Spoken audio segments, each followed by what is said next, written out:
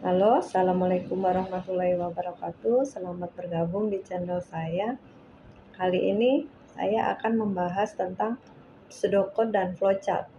Pseudocode dan flowchart adalah dua cara untuk menggambarkan algoritma sebelum menyelesaikan masalah dalam pemrograman, di mana flowchart memakai simbol visual untuk alur proses, sedangkan pseudocode menggunakan bahasa mirip manusia yang ringkas, sehingga keduanya membantu memvisualisasikan logika program agar lebih mudah dipahami dan dikonversi ke dalam bahasa pemrograman.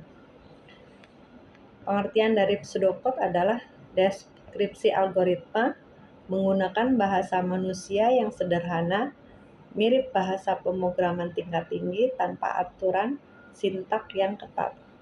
Fungsinya untuk merencanakan logika program secara terstruktur, mempermudah komunikasi antar pengembang, dan mengurangi kesalahan desain.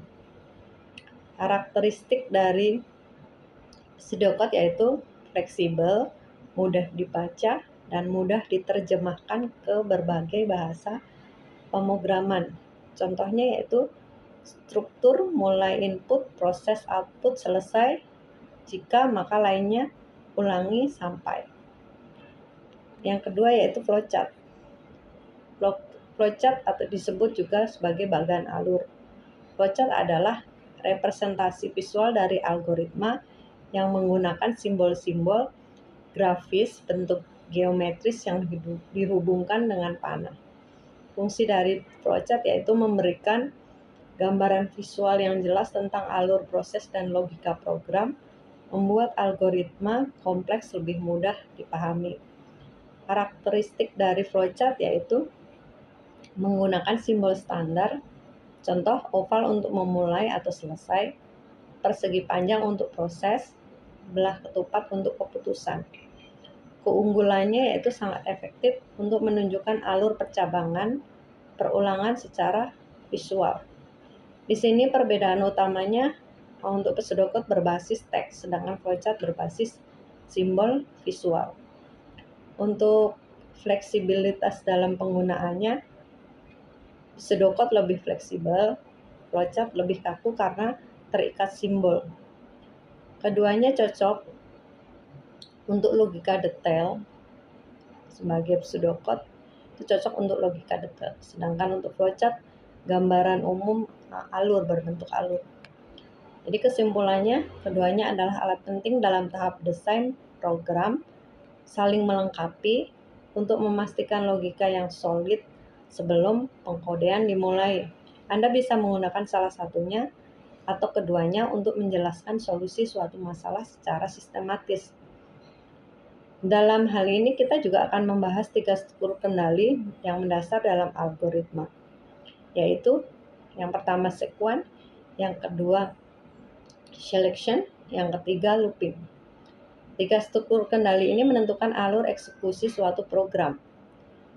Untuk yang pertama sequence adalah jenis algoritma yang paling dasar di mana instruksi dijalankan secara berurutan satu per satu sesuai dengan urutan penulisannya, sesuai instruksi yang dikerjakan setelah instruksi sebelumnya selesai. Aliran program mengalir secara linear dari atas ke bawah. Contoh sehari-hari yaitu kita membuat secangkir kopi, yaitu dimulai dari start, mulai instruksi 1, instruksi 2, instruksi 3, lalu selesai. Yang kedua selection adalah struktur seleksi digunakan untuk membuat keputusan berdasarkan suatu kondisi atau syarat tertentu. Program akan memilih salah satu dari berbagai jalur eksekusi yang tersedia, tergantung apakah kondisi tersebut bernilai benar, true, atau salah, false. Bentuk instruksi dasarnya yaitu if condition then action. Untuk pengujian kondisi menentukan tindakan mana yang akan dijalankan. Pernyataan yang umum digunakan yaitu if else, if. Contoh dalam sehari-hari yaitu jika lampu lalu lintas berwarna merah, maka berhenti, jika hijau maka jalan. Yang ketiga yaitu looping. Looping adalah struktur perulangan yang memungkinkan satu atau lebih instruksi dieksekusi berulang kali selama kondisi tertentu masih terpenuhi. Ini sangat berguna untuk mengotomatiskan tugas yang membutuhkan banyak pengulangan. Ada dua jenis perulangan utama yang disebutkan, yaitu for dan while. Untuk perulangan for disebut sebagai control loop. Umumnya digunakan ketika jumlah perulangan yang diinginkan sudah diketahui sebelumnya. Ini untuk mengeksekusi blok kode untuk setiap item dalam suatu rentang atau koleksi data yang telah ditentukan. Sedangkan untuk while dikenal juga sebagai condition control loop. Digunakan ketika jumlah perulangan tidak diketahui secara pasti di awal, dan perulangan akan terus berjalan selama kondisi yang ditentukan bernilai benar. Untuk mengevaluasi kondisi terlebih dahulu sebelumnya untuk mengeksekusi kode di dalamnya, selama kondisi benar, lakukan blok kode yang diulang. Jika ada perubahan yang membuat kondisi akhirnya salah, makanya selesai while. Contoh mencetak angka selama nilai kurang dari 3. Lalu set hitung 0 selama hitung kurang dari 3, lakukan cetak. Maka tambah hitung dengan 1 dan ketika selesai while. Dengan